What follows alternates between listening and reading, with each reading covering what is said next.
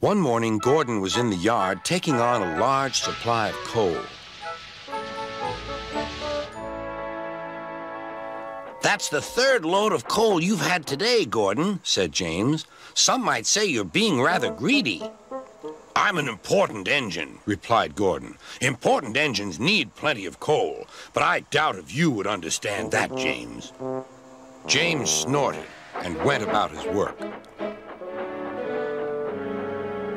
Later, Gordon was taking on water from a standpipe because the water tower was under repair. I wouldn't drink too much of that water if I were you, Gordon. It might give you boiler ache. Pah, said Gordon. What's this, educating Gordon Day? First James, now you, Duck. Big engines have big needs. Little engines are just annoying. Don't say I didn't warn you, laughed Duck. Later, Gordon steamed into the yard at the big station.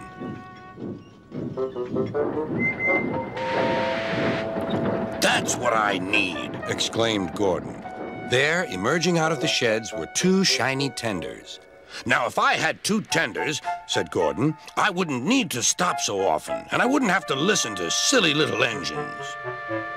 Those tenders belong to a visitor, replied his driver. Diesel sidled up alongside.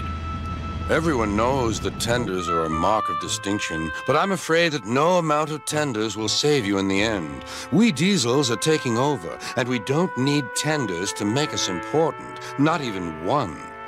Gordon was most upset. He was feeling just the same next day. I'm not happy. I know, said Duck. It's boiler ache. It's not boiler ache, protested Gordon. Of course it is, interrupted Henry. That water's bad. Have a good washout. Then you'll feel a different engine. Your boiler must be full of sludge. Don't be vulgar, huffed Gordon. He backed down onto his train, hissing mournfully. Cheer up, Gordon, said Sir Topham Hatt. I can't, sir. Is it true what Diesel says, sir? What does he say? That Diesels are taking over.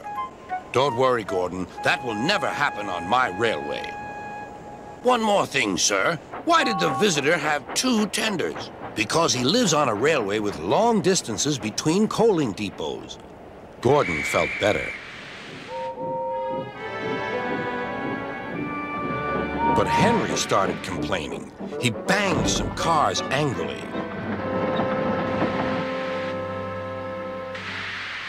I always work hard enough for two, he puffed. I deserve another tender. Duck whispered something to Donald. He was going to play a trick on Henry.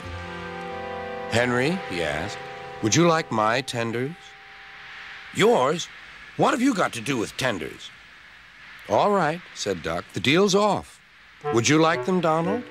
I wouldn't deprive you of the honor, replied Donald.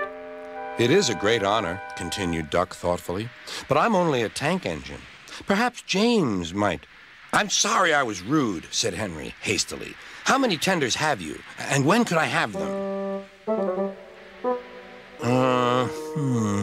I have 6, and you can have them this evening. 6 lovely tenders, chortled Henry. What a splendid sight I'll be. Henry was excited all day. Do you think it will be all right? He asked for the umpteenth time.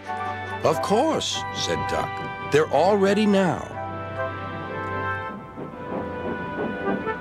The other engines waited where they could each get a good view.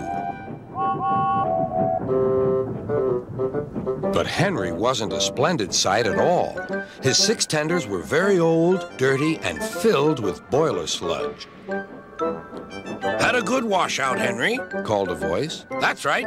You'll feel a different engine now. Henry was not sure, but he thought the voice belonged to Gordon.